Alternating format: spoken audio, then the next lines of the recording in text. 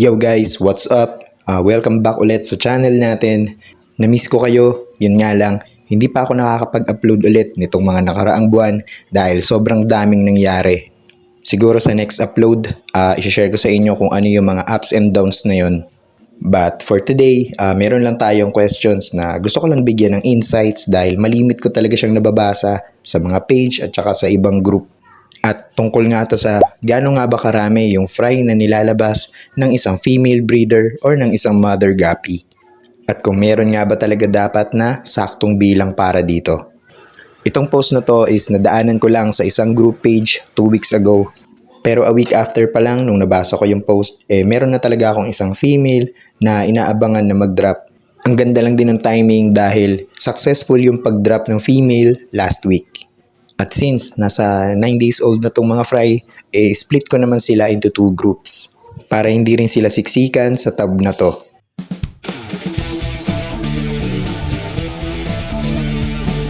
Ito nga pala guys, yung sineperate ko na pair ng silver pink magenta at ito yung female na na-mention ko na inaabangan ko mag-drop last week.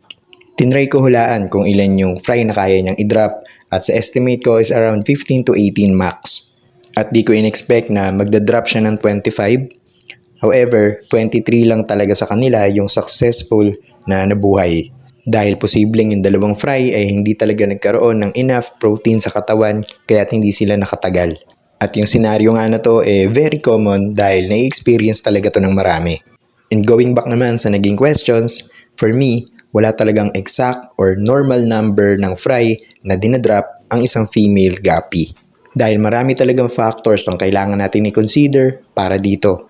Kabilang na nga dyan ay yung pagpili ng tamang edad, sukat at lusog ng pangangatawan ng female breeder na gagamitin natin sa pagbibreed. Dagdag pa rito ay yung estilo ng isang fish keeper na ina-apply niya sa mga alaga niya na pwedeng nanggaling sa research, actual experiences at mga bagay na natututunan sa iba.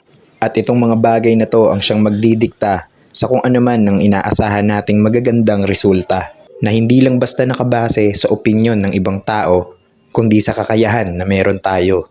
At sa mga hindi pa nakakaalam, meron na nga akong ginawang separate episode na related din dito. So kung gusto nyo pa ng additional insights, ispatan nyo lang itong episode natin na to.